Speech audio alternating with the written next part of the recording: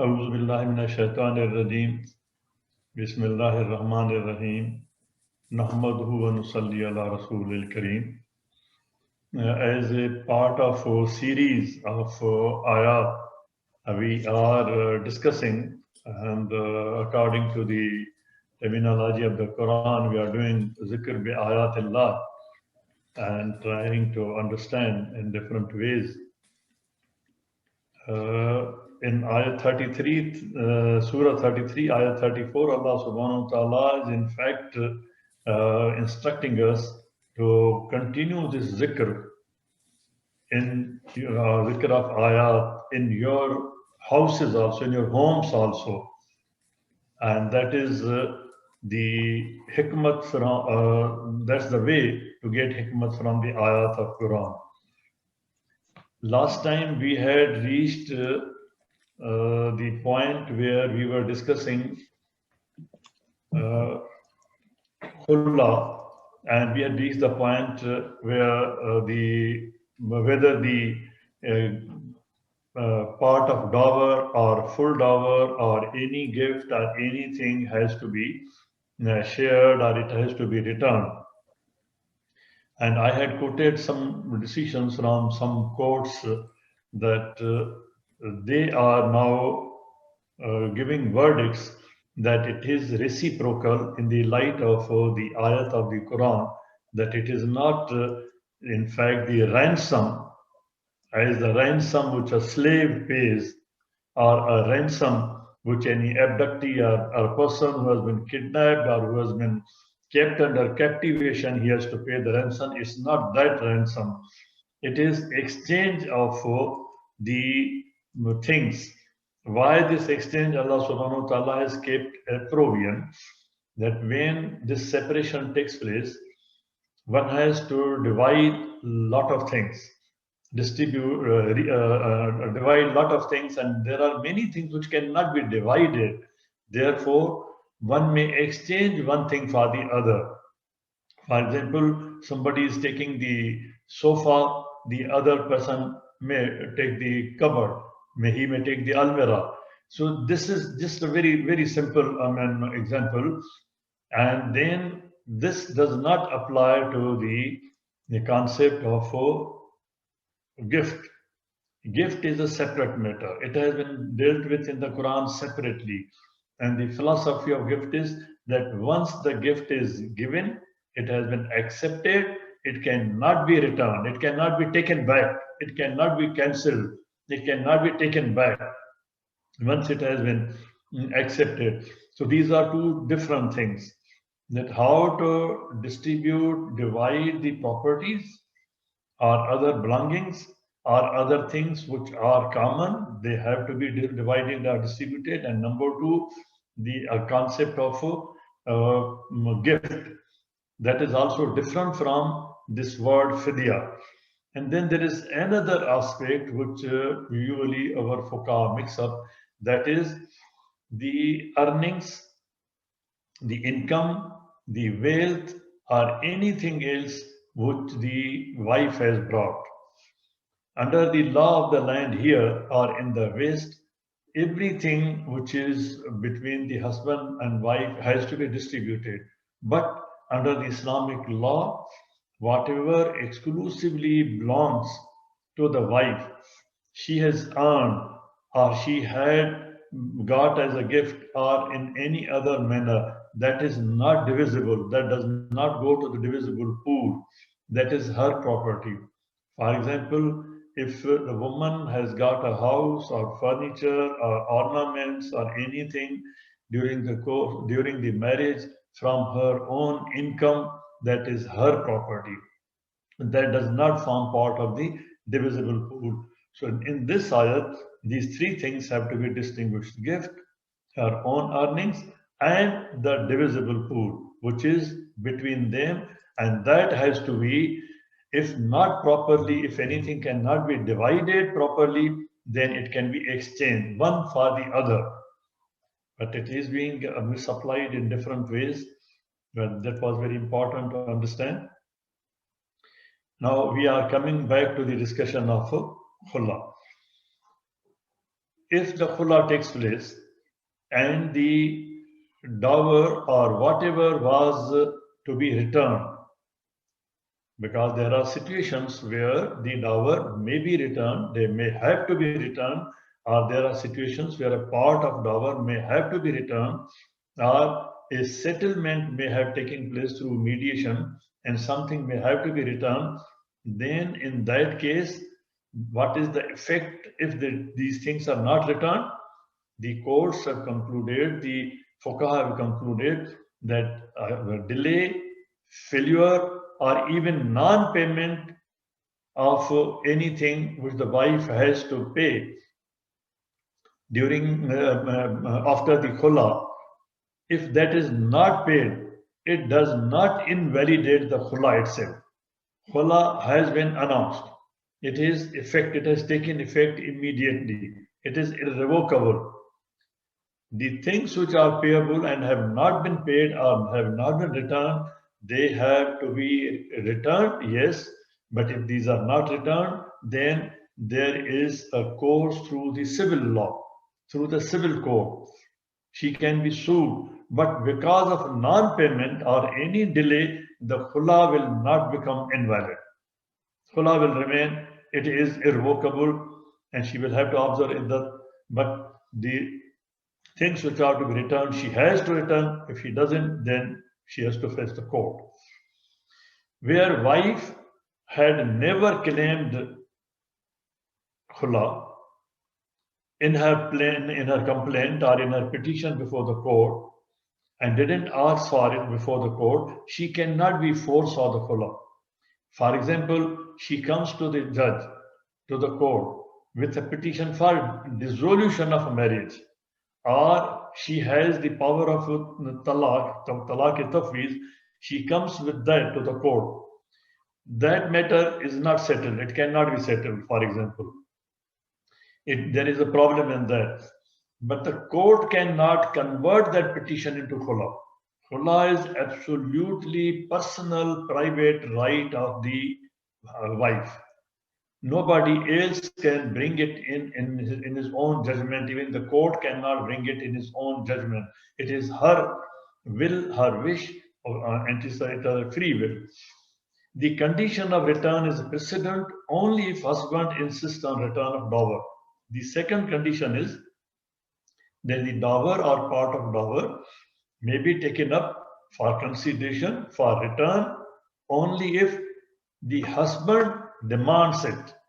The judge or the court cannot suggest on its own. The mediation party, the arbitration party, they cannot suggest it, that you return the dower or you return a part of it or you return such and such thing.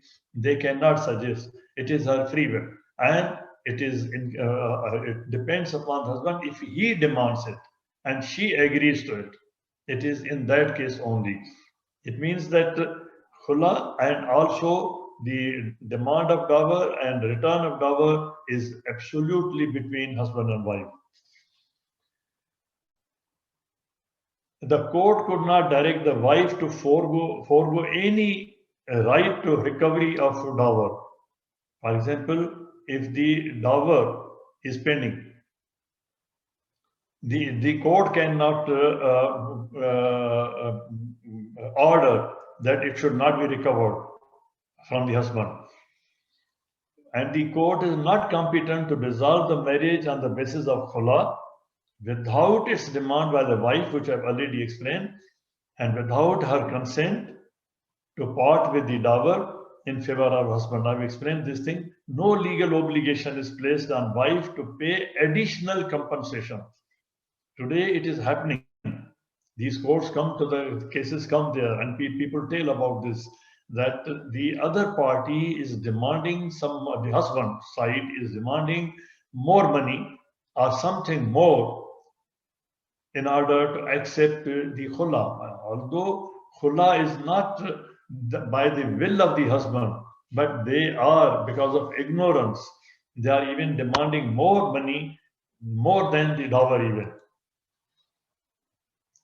Onus to prove the quantum of the amount or the property or anything which the husband is claiming that it is common, it has to be returned, or that is returnable, or it does not fall within the definition of a dower, or does not fall within the definition of a gift or anything, but anything which he is claiming, the onus to prove the quantum and amount and its proof is on the onus is on the husband.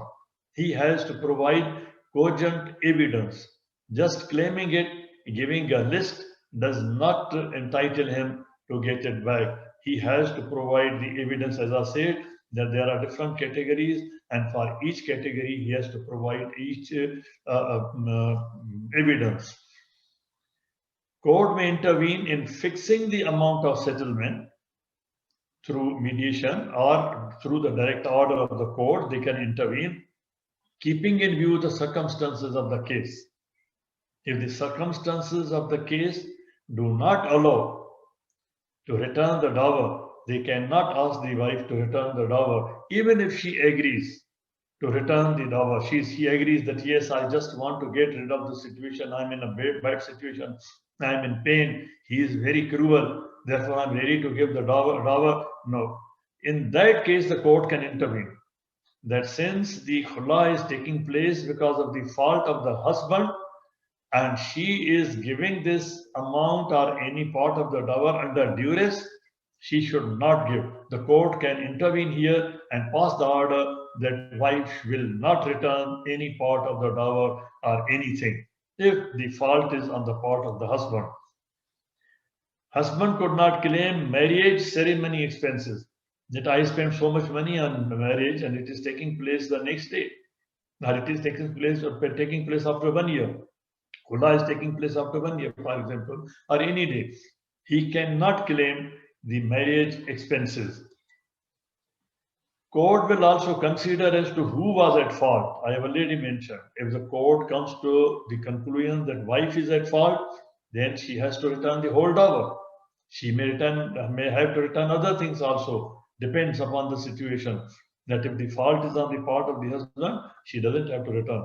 Where dissolution of marriage was due to some fault on the part of husband, there would be no need of any restitution of property.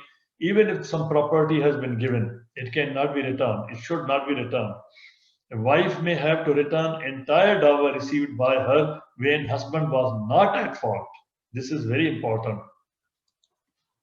In absence of proof of receipt of benefits from husband, a wife would be entitled to grant of khula without restoration of such unproved benefits.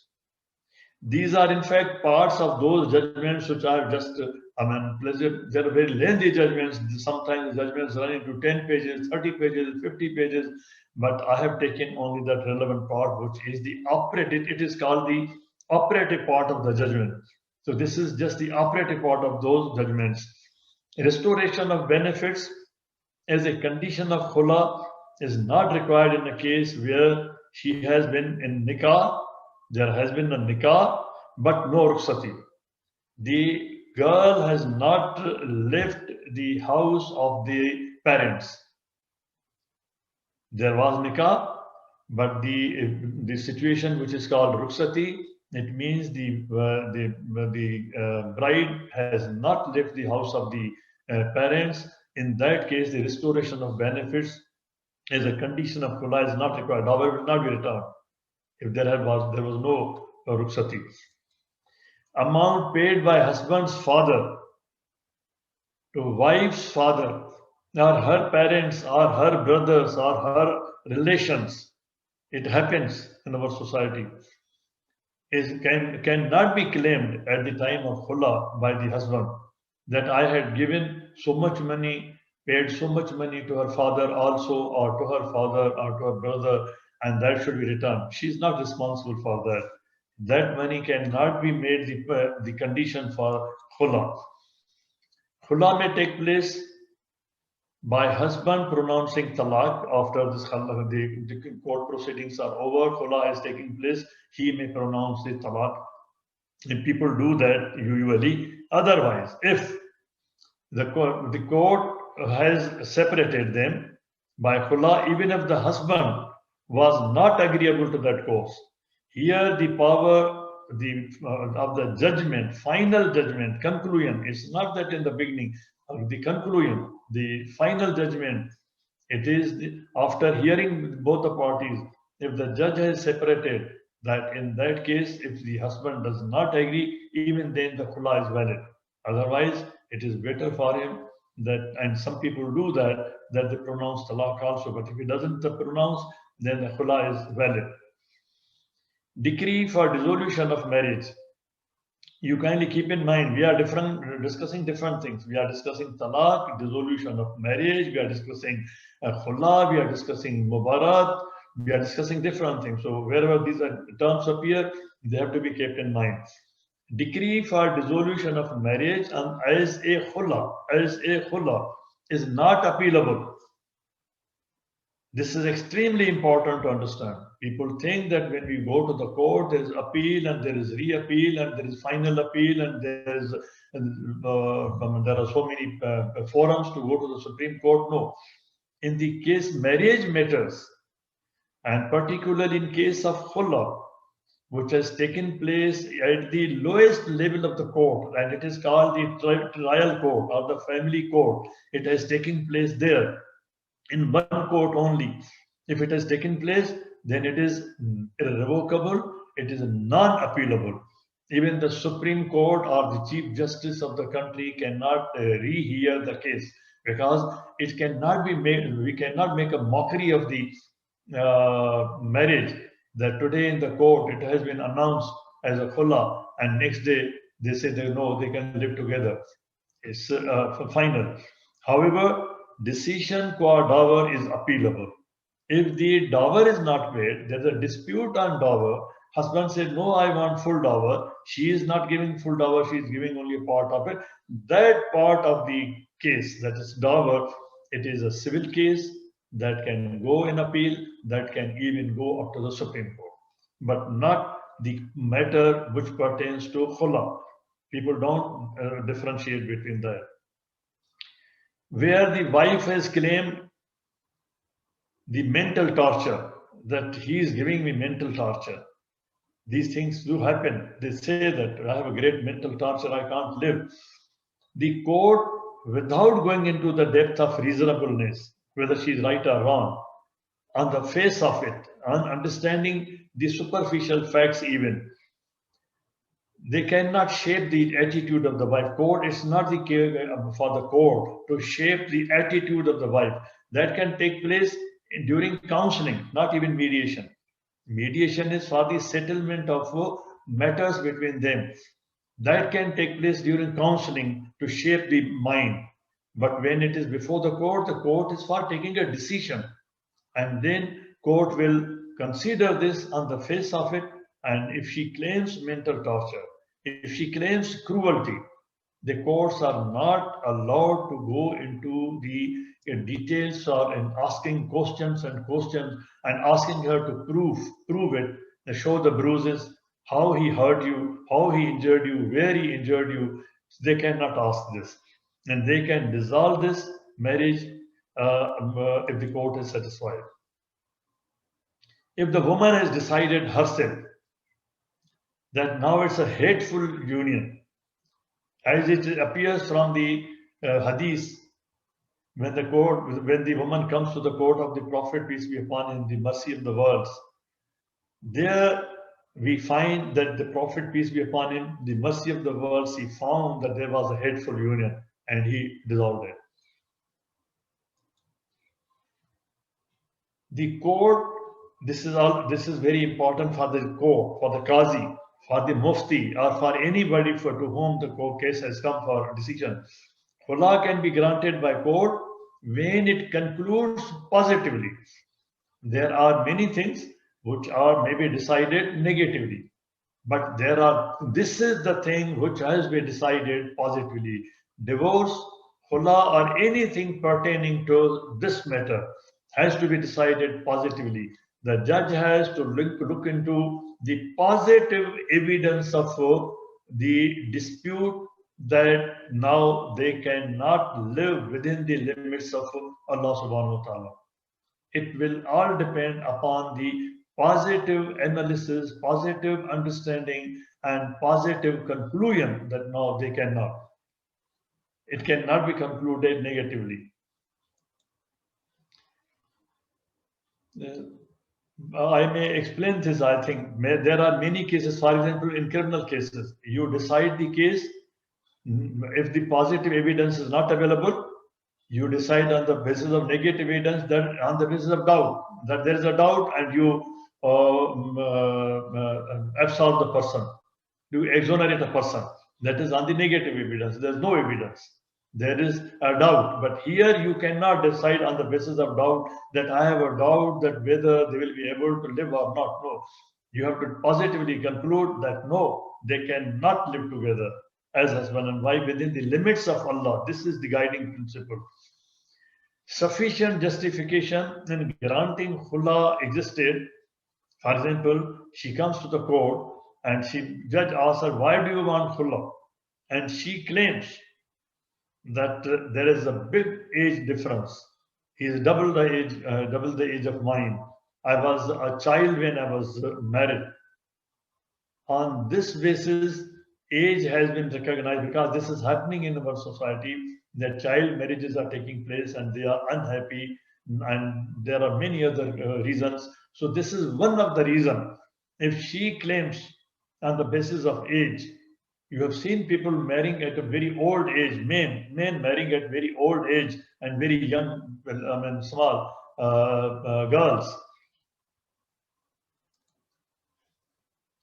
Separation by right of khula depends on subjective satisfaction. Satisfaction is one word on which debates take place in the court, whether the judge satisfied himself. You must have read during the particularly people from Pakistan, they must have read about one case, the judge of the Supreme Court, where the president sent a reference to the Judicial Council against the judge for his dismissal, Supreme Court judge, for his dismissal.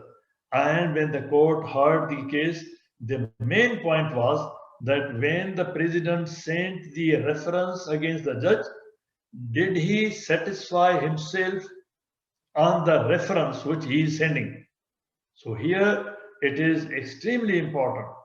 One should understand that on the day of judgment, the judge may be asked that, did you satisfy yourself in this case? Did you go into the requirements of the case, that they cannot live within the bounds of Allah subhanahu wa ta'ala, or what was the wrong, or why she was claiming it? So judge has to subjectively satisfy himself before giving a judgment. And when it is said that to satisfy himself, it means he is satisfying himself for being answerable to God and being answerable before the law. If the case, there are some cases, if they go into appeal, and then the judge can be questioned.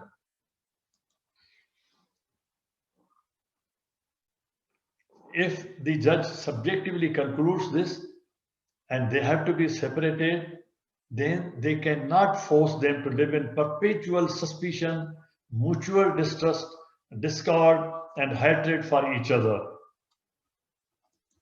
Because within that, they cannot remain within the limits of Allah subhanahu wa ta'ala. Then mubarat, khula, talaq. Now this is mubarat, means mutual release. Husband and wife, they mutually come to the conclusion, they come to agree that yes, we are separating, we'll divide this thing, we'll settle the matters of our children like this, and then we will separate. Mubarat is a dissolution of marriage by agreement in which terms are mutually settled between the husband and the wife. They don't go to the court, and nobody else has to interfere in that. It is up to them. In Mubarat, the offer for the separation may proceed from the wife, or it can proceed from the husband. Anyone can propose, and both of them can agree to each other. Dissolution of marriage effected through khula or mubarat is not revocable In the case of talaq by the husband, through the process, because talaq has a process, when it has passed through that process, and it's a long process, the man has been restrained through that process. It's the wisdom of Allah subhanahu wa ta'ala that he has been restrained through a process. There is the first talaq, the second talaq, these are revocable. And there is a point in time when it becomes irrevocable. But in this case, khula and mubarak, this is not revocable. That one khula and then come back, and second khula and come back, no. The mubarak and come back, no, not at all. This is not revocable. This we should understand properly. And wife is bound to observe iddat in all cases. And whether it is talaq, whether it's khula, or whether it is mubarak, she has to observe iddat. Last time I had discussed this issue that why she has to observe iddat. It's scientific. I had discussed that, and psychological, it's scientific. It's a sociological. In circumstances, if it is impossible for parties to live within limits prescribed by Allah subhanahu wa ta'ala, wife can seek dissolution of marriage on the ground of khula. This and the next point is important to understand. Notwithstanding, the request of dissolution of marriage on ground of khula had earlier failed. She cannot be refused khula on the ground that she had earlier come to this court in a different case and she was not allowed the dissolution of marriage, therefore she cannot go for khula. No, in the same case, that's different. We are not discussing that case. It is subsequent, afterwards.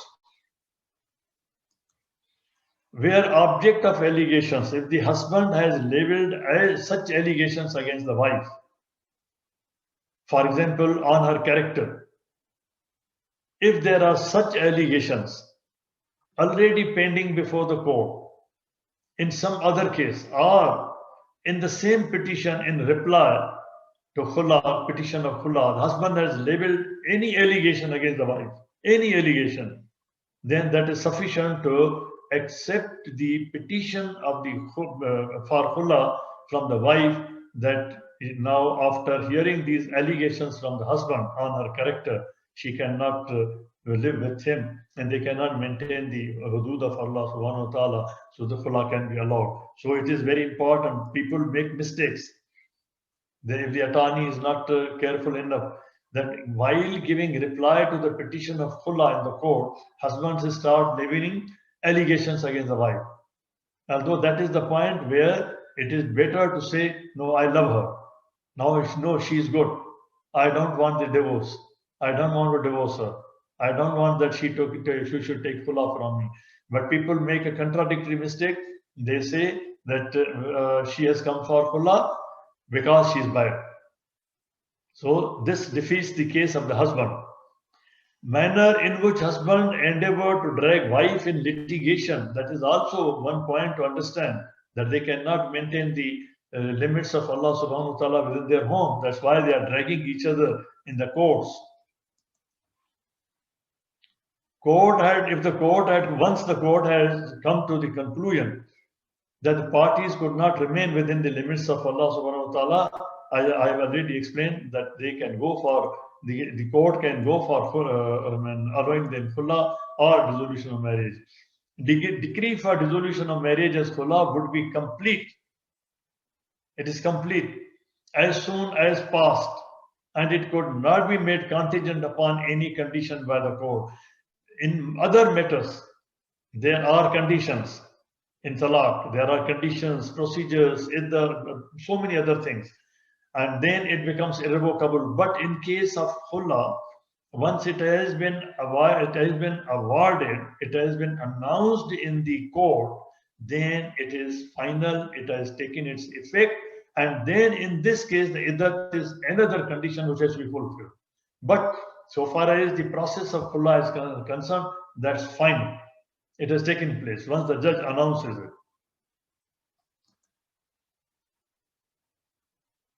I've already explained this. that the dower can be recovered through civil court. Not, I mean, it's not contingent upon the announcement of the khula judgment. Khula could not be granted to wife just because she's asking. When the woman asked for khula, Prophet peace be upon him didn't allow it like that. He asked her, "Why are you taking khula?" And she gave such an explanation which proved aversion. And then he asked about the return of the gift. Now, in this case, this shows this hadith is a great guidance that khula is not just based on the simple asking by the wife. The court has to, as I've already said, satisfy itself that yes, it is a case of khula. If she levels other allegation against the husband, then it's not a case of khula. As the husband levels an allegation, similarly, if the wife levels any allegation, say of cruelty or anything, and then claims khula, then it is not a case of khula. Then the court will proceed to hear the case for dissolution of marriage, not for khula.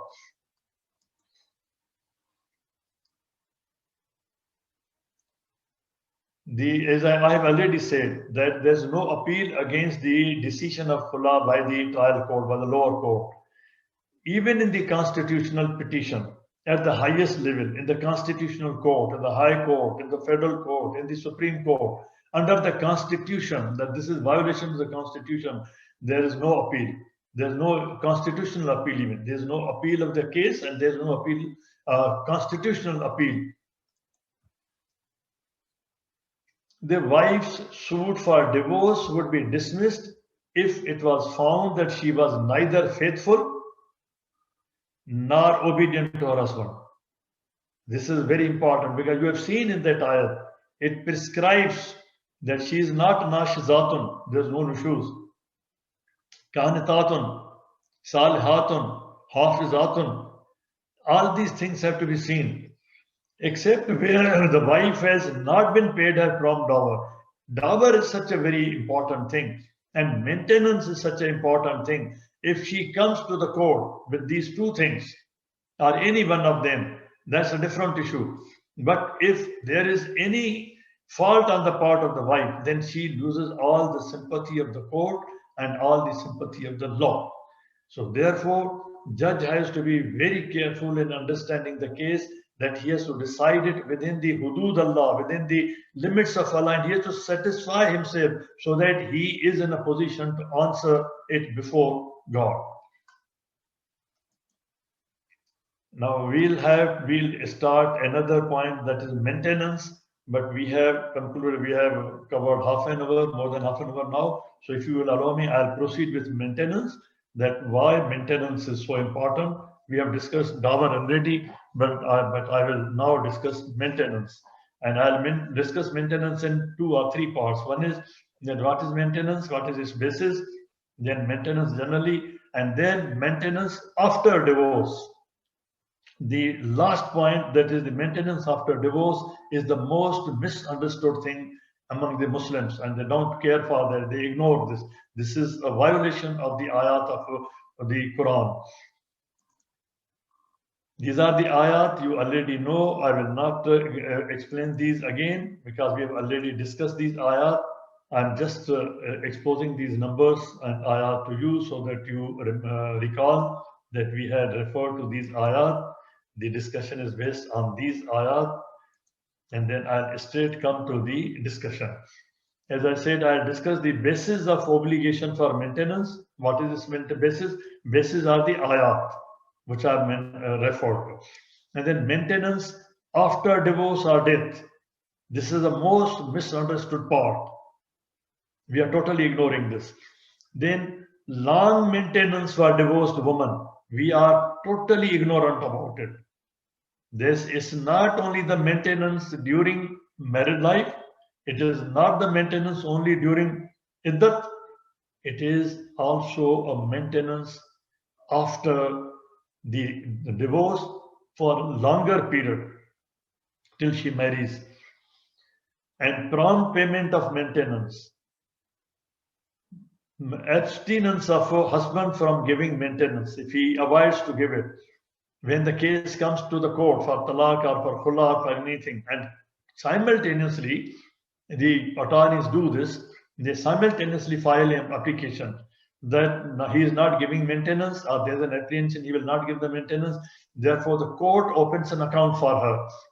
Every month, the husband has to deposit the amount which tentatively court decides at that time, to be confirmed afterwards, that he has to deposit that amount every month in the court so that she draws directly from the court. Maintenance is so important. People don't understand its issues. Otherwise, they can lose the case only on this one point. Nafaka as maintenance refers to the provision all necessities of life, provision of all necessities of life. We'll see that which a husband is obliged to provide to his wife equitably according to his resources and the needs of his wife. It's not only the resources, but the needs also. If, for example, the husband has limited resources, but she is dying, she needs medicine. So at that time, it's not just saying that I have no money, he may have to borrow. So I'm just giving it as an example that the resources and the needs, and what is the type of the need. Maintenance includes everything that is indispensable for sustenance.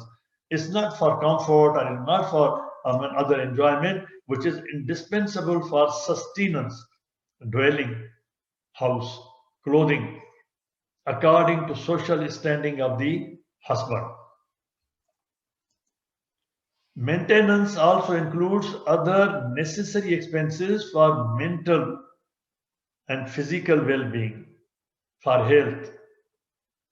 Educational and delivery expenses are also part of maintenance. Education of the children is also part of it. Now, this is, I'm not going to so many details.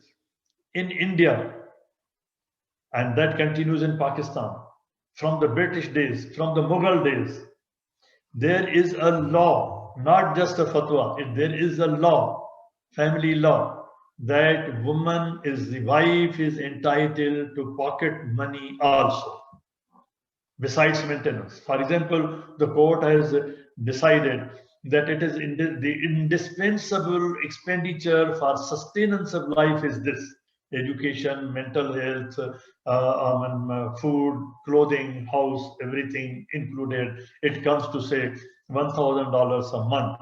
Now the question she raises, she says that under such and such clause, such and such law, I'm also entitled to pocket money. And the judge asked, what besides this law, is there any basis in Islamic law? This Quran says, "Fatamatawhunna sarahan jamila." She said, sometimes I want to eat ice cream. I want to also enjoy the aesthetics of life. And pocket money is allowable. In some states in India, it is called pandan money. In some states called pocket money. So this is right under the Muslim law. Basis of obligation for maintenance, I have shown you the ayat. Here I am showing you those exclusive part of those ayat, that these ayat refer to this maintenance. And as soon as the marriage is valid, marriage has taken place, it has taken effect, the responsibility, all financial responsibility passes from the parents of the bride, from the bride herself, from the estate, from anybody, to the shoulders of the husband.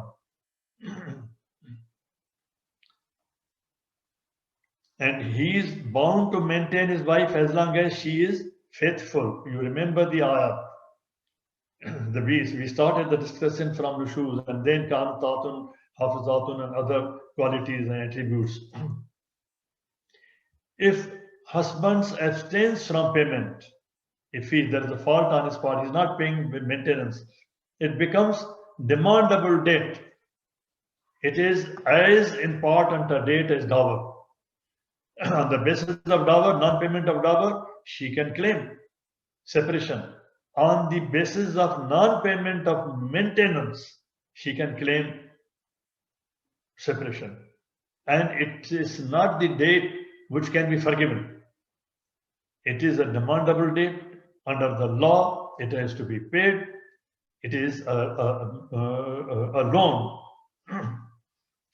From the moment it has not been paid, and from the date when it has been demanded, these are all court matters. And from the date of orders of the court, it is payable. If he doesn't pay, even after that, then in other countries where the interest is allowable, he has to pay with interest and along with penalty. Maintenance in case of divorce. This is important to understand, as I said. When the divorce takes place, and after that, what is the position of maintenance? Principle of maintenance during period of iddat is not affected by nature of divorce. Whether it's khula, whether it is mubarad, whether it is talaq. During the period of iddat, there is a consensus that it has to be paid. It is, in any case, in all cases, it has to be paid. That we are ignorant about the period of payment after that. If the marriage is dissolved by a divorce, the wife is entitled to maintenance for the period of iddat, and then other things now start, which I say that we are ignoring. If the divorce is not communicated to her, as I had given the example of Saudi Arabia, now they have allowed, the court has allowed this. She is entitled to maintenance until she is informed of the divorce, even if it has taken place 10 years. She has to be given the maintenance for 10 years. For the period decided by the court, if the court decides that she has to be given maintenance for such a longer period, 20 years, 10 years, till she marries, till her death, that is payable. If the court decides, in Muslim, there are laws in Muslim countries. For life, as the agreement provides, if they agree, if there are husbands, they agree that yes, I'm giving divorce and I'll pay the maintenance for life. Modern scholars assert that Islamic law imposes, I've shown you the ayat, in the interpretation of those ayat, every word of those ayat, kindly read again and again, study that. Modern scholars assert that Islamic law imposes on divorcing husband to pay maintenance to the divorced wife for the rest of her life or until she remarries. It doesn't place any limit. And this is the opinion of the modern scholars who are understanding Quran. In favor of this assertion, they quote ayat from the Quran, as I've shown you already. And the word mata in the verse has wider nuance, including nafaka. It is much more, it has nuances and consequences besides nafaka. If she decides to leave his house voluntarily, then the maintenance is not an obligation. She goes to marry, and there is there are fawaish or other things, or she leaves the house, then it's not the responsibility. Thus, because of these things, divorced women described in ayah 236 of Surah Al-Baqarah can maintain an action for mata. They can come to the court for claiming maintenance even after iddat. These are the references of the ayat. You kindly see these ayat, understand these ayat. We've already discussed. I have shown you the ayat and showing you the translations also. The woman who is divorced before consummation of marriage and after determination of dower is also entitled to mata, even if the marriage has not been consummated. She is entitled to claim past maintenance for a period. I've written here a period because in certain countries it is 2 years, in some countries it is 3 years, in some countries it is not prescribed. I'll show you that. She's entitled to claim past maintenance for a period and for children also. While granting maintenance, court has to take into account needs of wife and children and means of the husband. That I've already explained. If husband has married another wife, the first wife may refuse to live with him. Now, these are the decisions of the courts. She may refuse to live with the husband and still claim the maintenance. He has another wife. She says, I cannot live with her, this mental torture.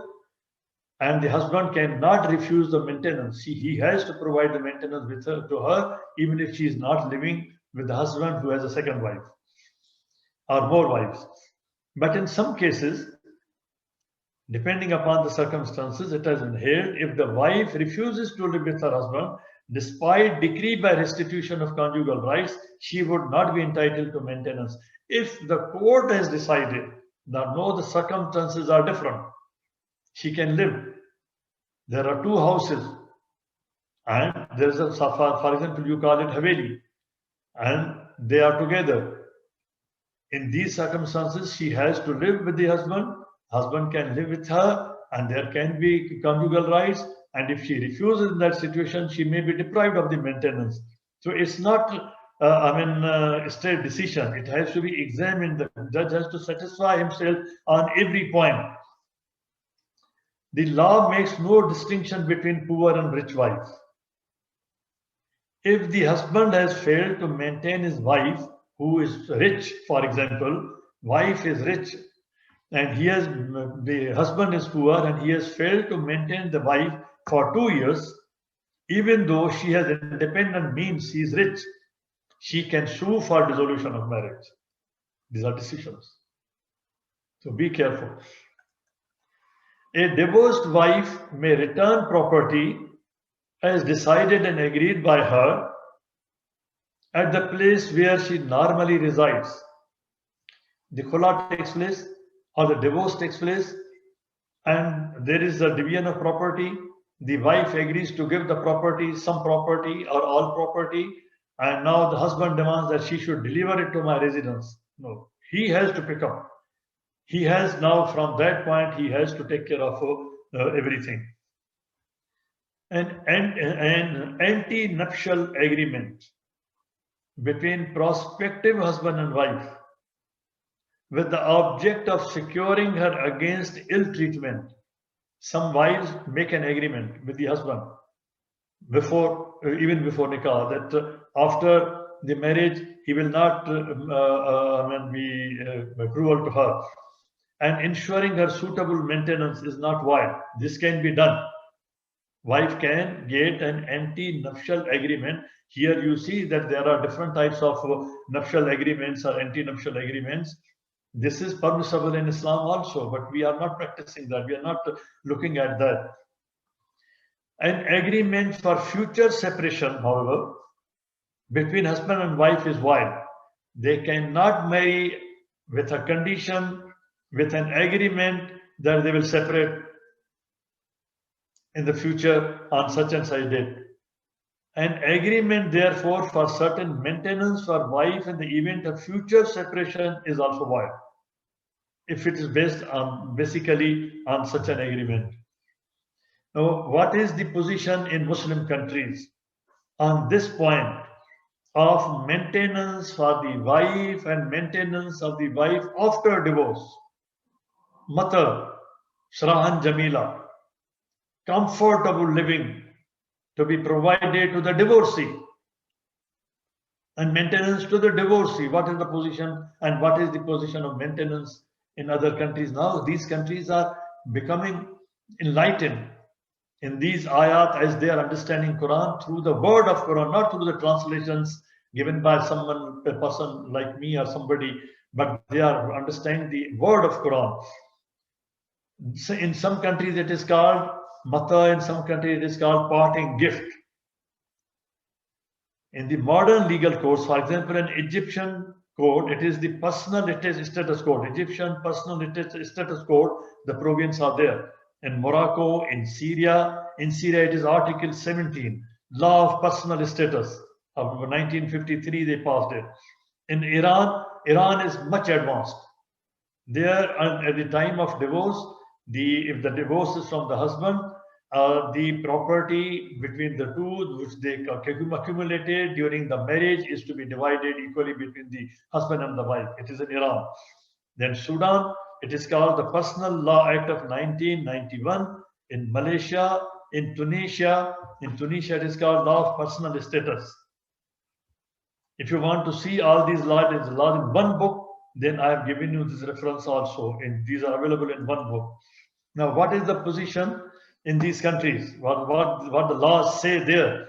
Because here, when the women come or people come, sometimes they belong to different countries, and they ask a question from a person like me who doesn't know anything about these things.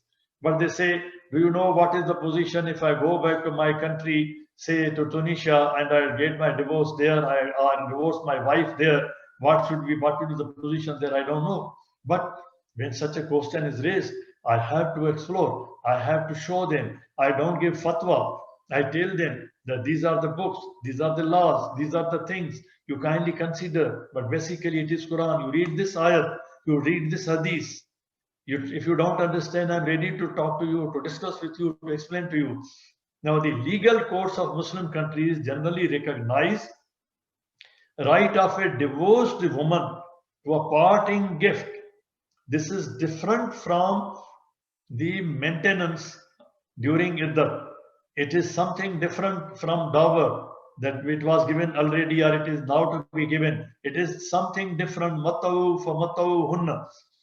The Egyptian Personal Status Code, for example, provides that a divorcee repudiated by her husband without cause or consent on her part, she is divorced without her consent, is entitled to compensation.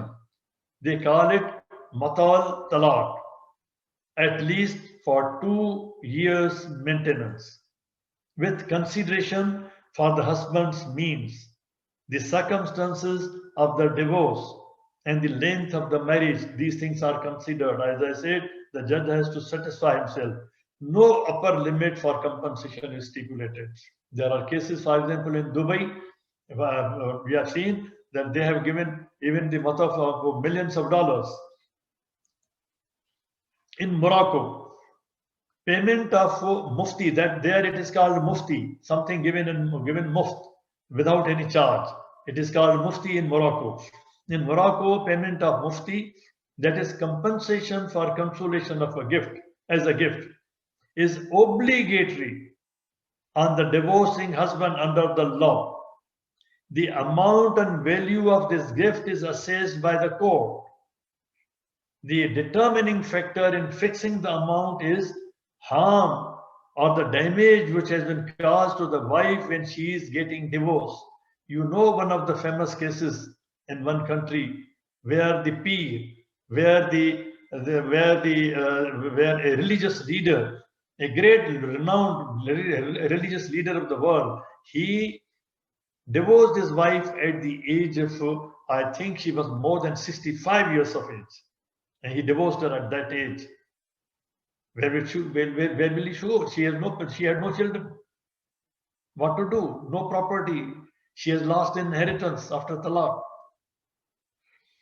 Harm inflicted on the wife due to repudiation. The harm is assumed to be greater if the husband's action was based on caprice. There can be double payment. There can be triple payment. A man is required to prove to the court that his earning level is low. Court has to take into consideration everything. The judge has to think that he is answerable to God. He has to satisfy himself. He has to satisfy his conscience. And he has to satisfy the law.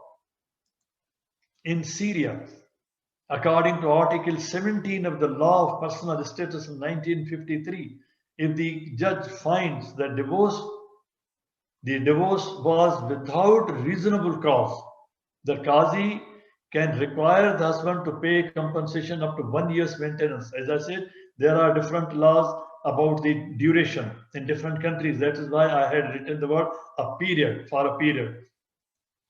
In Iran, A woman is entitled to half of her husband's property acquired during the marriage if the court finds the divorce was initiated by the husband and was not caused by any failure on the wife's part. The Personal Law Act of Sudan, 1991, also recognizes the right of wife to some kind of mata, consolation gift, mufti, to be assessed according to the means of her ex-husband to a maximum of 6 months. In Sudan, they have allowed it for 6 months if it is a judicial divorce. Malaysia, if a wife is divorced in Malaysia without just cause, may apply for maintenance during her iddat and mata, level of which are set by the court, any period, any amount. In Tunisian law of personal status, also entitles the divorced woman who is injured by the divorce. This is very important to understand and recognize this. As Muslims today, we recognize that divorce is an injury. It is a harm. It is a damage. It is a damage to the husband. It is damage to the wife. It is damage to the children. Last time, one of our sisters raised a question here, and unfortunately, last week, I faced a situation where the woman herself said that she wants a khula and she will not take the children with her. A girl, a baby, boy. She said, no, I don't bother about my children. Muslim.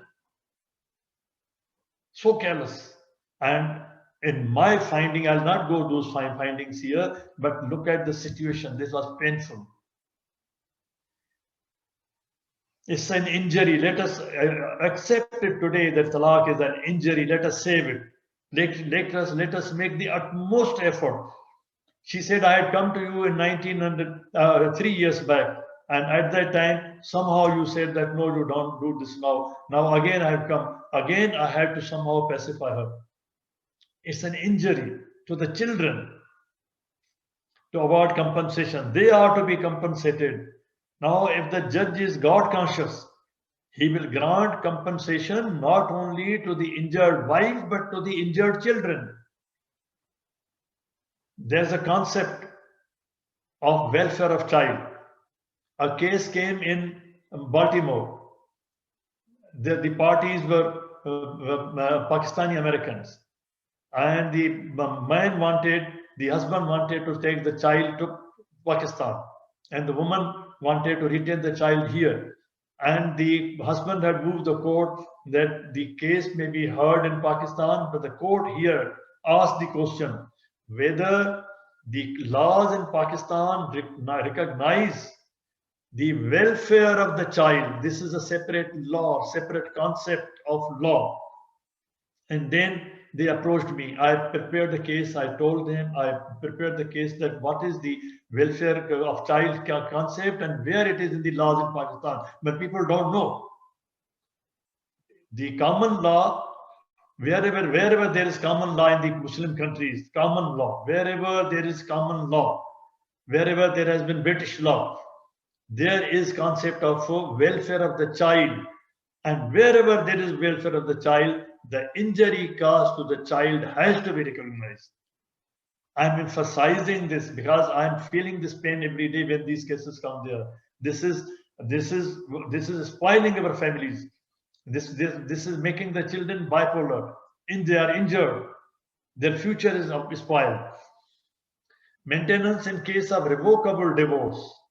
If the divorce is revocable, Ayat 65:6, Surah Talaq, Ayat 6, Surah 65, Ayat 6. We have discussed these ayat. I'm not repeating these ayat again. Ayat number 1, again read it. Of Surah 65, Ayat 5 of 65. If the children are in the custody of their mother during their infancy, it does not relieve the father from the obligation of maintaining them. This is usually happening. If the child is with the mother, she is looking after her. Her maternal parents are looking after her children. The husband is not paying the maintenance for the children separately, for their education separately. Mother is entitled to keep the custody of the girl until she attains puberty. We had discussed it last time also in reply to a question. And puberty is definable. So in some countries it is 16 years, in some countries it is recognized as 18 years. But wherever it is a matter of a natural phenomenon, scientific phenomenon, biological phenomenon, it needs definition. And this definition has been put into the laws in those countries. So it will depend upon the law of that country. The father is bound to maintain her even though the child remains with the mother and even though the mother was not entitled to maintenance. For example, she has remarried. She is not entitled to maintenance from the ex-husband, but the child is. He has to pay the maintenance under the Islamic law, Muslim law, Muslim laws of the Muslim countries. Father is bound to maintain his sons until they attain age of puberty. Again, this is definable and it has been defined. He is not bound to maintain his adult sons, however, legally, but otherwise morally he is. Father is bound to maintain his daughters until they are married, not only puberty. Poverty of father does not relieve him of his liability to provide maintenance to his minor child. He cannot throw him in the street for begging. He cannot throw his wife in the street for begging. If the father is poor and incapable of earning by his own labor, the mother, yes, in that case, if she is in easy circumstances, the court can order her, is bound to maintain her children as the father would be. Welfare of the child, welfare of the family, this is fundamental in Muslim law. If the father is poor and infirm, and mother also is poor, the obligation to maintain the children lies on the paternal and then the maternal side. It is according to these fatwa, Hidayah, Bailey, and other Muslim fatwa and the Muslim court's laws, Muslim laws. The judge of the court can order the grandfather, the grandparents to maintain the children, to maintain the divorcee, to maintain the family. Family is fundamental. Children are entitled to claim past and future maintenance from their father. If the father has not given the maintenance to the children, they can claim the past maintenance. But in certain countries, it is for a period. The periods are different in different countries. Fathers believe that according to agreement arrived at between mother of minor and himself, there was an agreement between husband and wife that he could at the most be directed to pay maintenance at the rate specified in such an agreement. The agreement says that $1,000 has to be paid and that the court had acted illegally in awarding maintenance at a rate higher than that specified in the agreement. Then what is the decision? The court decision is for minor being not a party for such agreement, it was not binding on the child. I'll explain this. The husband and wife, before going to the court, they agree that husband will pay $1,000 for the maintenance of the children, and she agrees. She is not aware of the laws. Somehow, in some case, the matter comes before the court. Now the court decides, looking at the means of the father and situation of the mother, now the children know that the children should get $5,000 a month. The father has the means. And now the father says that I had already given in the agreement and she had agreed that it's $1,000. Now the court is saying $5,000. Now the courts in appeal have decided that the matter pertains to the child, the welfare of the child. This is the concept of welfare of the child. My mother was ignorant. The child is a minor. He is not party to the agreement. He doesn't know the law. The case has come before the court. It is the responsibility of the court, and the court knows the laws. Therefore, the court orders that the maintenance of the children will be $500,000 or whatever the amount that court decides. It's not just between the two persons and one of them is ignorant, like woman. If a father neglects or refuses to maintain his legitimate or illegitimate children, even illegitimate children, he may be compelled under the law to make a regular allowance for their maintenance. Regular. He has to deposit in the court. If the woman complains that I'm not receiving the check regularly, then he has to deposit in the court. And if he doesn't deposit, the court has the power to arrest the man, to confiscate the property, to recover the amount as arrears. Mere inability of husband to maintain his wife is no ground for refusing divorce. And it is absolutely immaterial whether failure to maintain is due to poverty, failing health, loss of work, imprisonment, or any other cause, whatever, unless it is proven that her conduct has been such as to disentitle her to maintenance under Muslim law.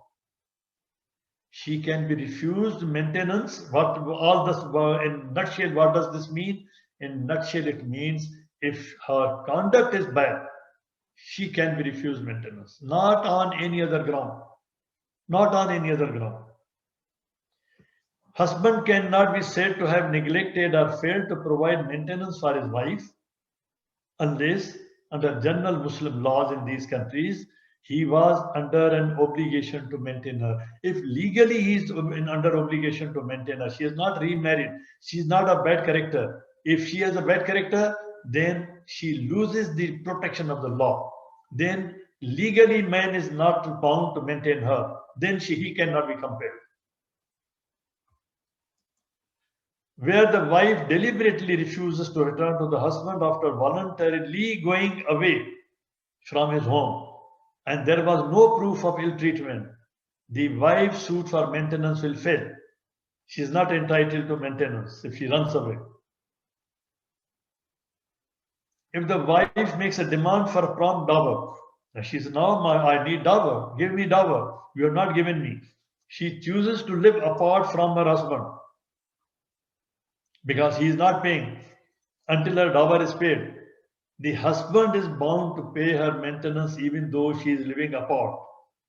On the basis of non-payment of dower, if she is living separately, even in that case, he has to make the payment of the maintenance. An agreement that the husband gave a right to the wife to divorce her on certain conditions was invalid as opposed to public policy. If, for example, there is a talaq-e-tafweez, man has given a right to the wife for talaq, but on certain conditions. He cannot put the conditions. Those conditions are invalid because it is against the public policy of law. After marriage, the parents of the woman are not responsible to maintain her. We have, I think, crossed the limit of time today. I'm stopping here and we will take up this topic, inshallah, God willing, Allah may help us next time, particularly with reference to one question which has been raised during discussions after the lecture on telephone by one of our participants here, that why a woman should not marry 4 husbands. If the man is marrying 4 women, then on the basis of equality, why she should not be allowed to marry 4 husbands. I'll take up this point, inshallah, next time. I'll not discuss this in detail because we have discussed this. We have discussed different aspects of this. I'll only discuss certain points and then we switch over to the other topic. Subhana rabbika rabbil izzat amma yasifun wa salamun alal mursaleen walhamdulillahi rabbil alameen.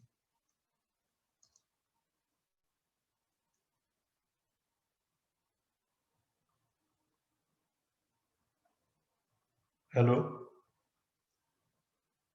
Can you hear me? I think I need to unmute myself. اللهم صل وسلم وبارك على سيدنا محمد وعلى آله وصحبه. اللهم اهدنا فيمن هديت وعافنا فيمن عافيت وتولنا فيمن توليت وبارك اللهم لنا فيما أعطيت وقنا واصرف عنا شر ما قضيت فإنك يا رب لا تقضي بالحق ولا يقضى عليك. اللهم ادخلنا برحمتك في عبادك الصالحين. اللهم اخرجنا من ظلمات الجهل والوهم إلى نور العلم. اللهم علمنا ما ينفعنا وانفعنا بما علمتنا وزدنا علما. اللهم اجعلنا ممن يستمعون القول فيتبعون أحسنه. اللهم اكفنا بحلالك عن حرامك وبطاعتك عن معصيتك وفضلك عن من سواك. اللهم بفضلك ورحمتك على كلمة الحق والدين. اللهم انصر الإسلام وعز المسلمين يا أكرم الأكرمين. Oh Allah, spread your mercy upon us, shower us with your blessings, increase our knowledge, grant us forgiveness, and reward us with the company of the prophets in the Firdaus al-A'la. Oh Allah, forgive our parents and grant them your mercy. Make their graves garden from heaven and grant them the Firdaus al-A'la.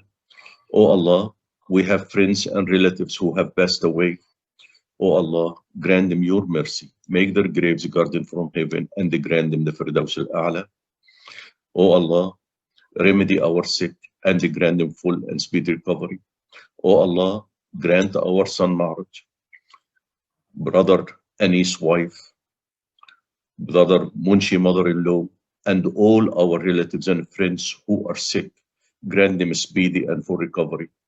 You alone is the ultimate curer. There is no cures but yours. Oh Allah, grant them a cure that leaves nothing of injury or ailment. Oh Allah, guide our children, protect them and make them righteous.